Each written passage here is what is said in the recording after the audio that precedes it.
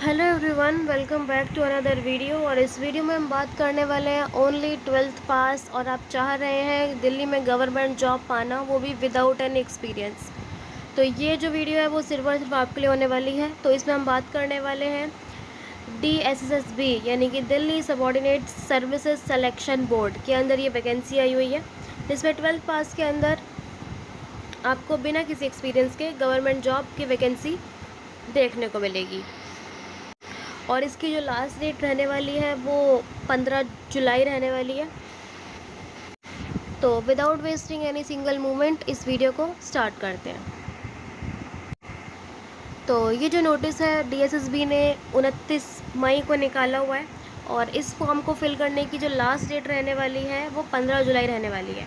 अब वो कौन सी पोस्ट है जिसमें सिर्फ और सिर्फ 12th पास मांगा हुआ है और आप उससे अप्लाई कर सकते हो। तो ये जो पोस्ट है वो है सीरियल नंबर 14 पे, पोस्ट कोड 34/26 और इस पोस्ट का नाम है IT असिस्टेंट ग्रेड A। और इसमें जो आपको डिपार्टमेंट मिलेगा वो है information technology department, grade C की ये जॉब है। इसमें टोटल वैकेंसी जो है वो 125 है। ये है पहली पोस्ट। इसके अंदर टोटल 2 पोस्ट के बारे में आपको बताने वाली हूँ, जिसमें सिर्फ और सिर्फ 12th पास मांगा हुआ है। और जो दूसरी पोस्ट है वो है सीरियल नंबर 19 पे, आप देख सकते हैं पोस्ट कोड नंबर 39/26 है। इसका पोस्ट नेम है data processing assistant grade A। इसमें जो आपको डिपार्टमेंट मिलेगा वो मिलेगा न्यू दिल्ली म्यूनसिपल काउंसिल और इसके अंदर जो टोटल वैकेंसी होने वाली है वो है 21। ग्रेड C की जॉब है ये और कैटेगरी वाइज भी आप अपनी वैकेंसीज़ को चेक कर सकते हैं। तो ये वो 2 पोस्ट हैं जिनमें सिर्फ और सिर्फ 12th पास मांगा हुआ है और किसी भी तरीके का एक्सपीरियंस नहीं मांगा हुआ। तो अब चलते हैं इसकी असेंशियल क्वालिफ़िकेशन के ऊपर। सो फर्स्ट ऑफ ऑल मेरा सबसे इम्पॉर्टेंट बात तो जो मैं आपको बताना चाहती हूँ वो ये है कि इस फॉर्म को फिल करने के लिए बिल्कुल भी आप लास्ट डेट का वेट मत करना, क्योंकि DSSB की साइट चलने में भी बहुत प्रॉब्लम करती है कई बार। तो इसीलिए इसका जो फॉर्म है आप टाइम से ही फिल करके रख देना।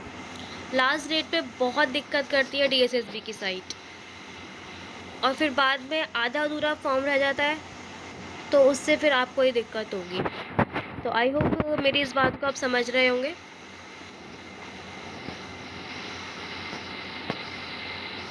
तो अब बात कर लेते हैं इसकी असेंशियल क्वालिफ़िकेशन की। इस पोस्ट का नाम है IT असिस्टेंट ग्रेड A। ऐसा लग रहा है इस पोस्ट का नाम सुन के जैसे कि IT के रिगार्डिंग कोई कंप्यूटर वगैरह के रिगार्डिंग कोई पोस्ट होगी, तो ऑब्वियसली ऐसा ही है कुछ, क्योंकि इसका जो डिपार्टमेंट रहने वाला है वो रहने वाला है information technology department. Total 125 vacancies हैं। कैटेगरी वाइज भी आप अपनी वैकेंसीज़ को चेक कर सकते हो। अब बात करते हैं इसकी असेंशियल क्वालिफ़िकेशन की। तो असेंशियल क्वालिफ़िकेशन इसमें रहने वाली है ओनली 12th पास। नो मैटर आपने साइंस से किया है, कॉमर्स से किया है, आर्ट्स से किया है, सिर्फ और सिर्फ 12th पास आउट होना चाहिए आपका। और आपकी टाइपिंग स्पीड भी मांगी हुई है इसमें 26 वर्ड पर मिनट, या तो आप हिंदी में करें या इंग्लिश में करें, कोई फ़र्क नहीं पड़ता, बस आपकी 26 वर्ड पर मिनट की टाइपिंग स्पीड होनी चाहिए। और आप देख सकते हैं इसमें किसी भी तरीके का एक्सपीरियंस नहीं मांगा हुआ है। बात की जाए सैलरी की, तो सैलरी भी आपकी लेवल 4 के अकॉर्डिंग सैलरी बनेगी, जो कि 25,500 से लेकर 81,100 के बीच रहेगी। अब बात कर लेते हैं इसकी एज लिमिट। तो 18 से लेकर 27 साल के जितने भी कैंडिडेट्स हैं जनरल कैटेगरी से जो बिलोंग करते हैं वो इसमें अप्लाई कर सकते हैं। अगर आप किसी रिजर्व कैटेगरी से बिलोंग करते हैं, OBC, SC, ST, PWD, इन सब में से किसी में भी, तो आपको उसके अकॉर्डिंग एज रिलैक्सेशन दिया जाएगा। तो आई होप ये जो बातें हैं वो आपको समझ में आ रही होंगी। अब हम बात करते हैं दूसरी पोस्ट की। तो ये है वो हमारी सेकंड पोस्ट, जिसका नाम है data processing assistant grade A। इसमें जो हमें डिपार्टमेंट मिलेगा वो मिलेगा न्यू दिल्ली म्यूनसिपल काउंसिल और इसके अंदर टोटल वैकेंसी है वो है 21। और कैटेगरी वाइज भी आप इसमें वैकेंसीज़ को चेक कर सकते हो। साथ ही अगर आप PWD कैटेगरी से बिलोंग करते हो तो उसके अंदर भी कैटेगरी के अकॉर्डिंग वैकेंसी है। अब इसकी एसेंशियल क्वालिफ़िकेशन की बात कर लेते हैं। तो इस वाली जॉब वैकेंसी के लिए इन्होंने डिग्री मांगी हुई है, या तो आपके पास किसी भी सब्जेक्ट में डिग्री होनी चाहिए, otherwise degree in computer engineering ये भी आपकी इसमें वैलिड होगी। अगर आपने बीए, बीएससी, बीकॉम कुछ भी कर रखा है तो इस वाली कैटेगरी में आप आ जाएंगे, डिग्री ऑफ रिकॉग्नाइज्ड यूनिवर्सिटी, तो इससे भी आप अपना फॉर्म को फिल कर सकते हैं।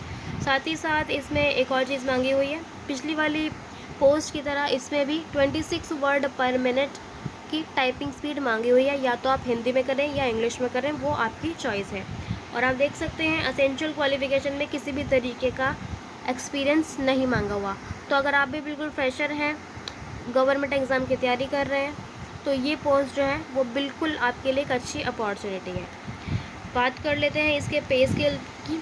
तो इसका जो पे लेवल रहने वाला है वो लेवल 6 की जॉब रहने वाली है, और इसमें आपको ग्रुप सी की ये जॉब है। एज लिमिट की बात की जाए तो जनरल कैटेगरी के लिए 18 से 30 साल की एज लिमिट है। इसके साथ ही साथ पिछली पोस्ट की तरह अगर आप किसी रिजर्व्ड कैटेगरी से बिलोंग करते हो, SC, ST, EWS, PWD, ex serviceman, तो उस अकॉर्डिंग आपको एज रिलैक्सेशन दिया जाएगा। मैं अगेन आपको इस बात के लिए रिमाइंड करा देती हूँ कि इसकी फॉर्म की जो फिल करने की लास्ट डेट है वो 15 जुलाई है। तो आप 15 जुलाई से पहले अपने इस फॉर्म को फिल कर देना, बिल्कुल ध्यान से।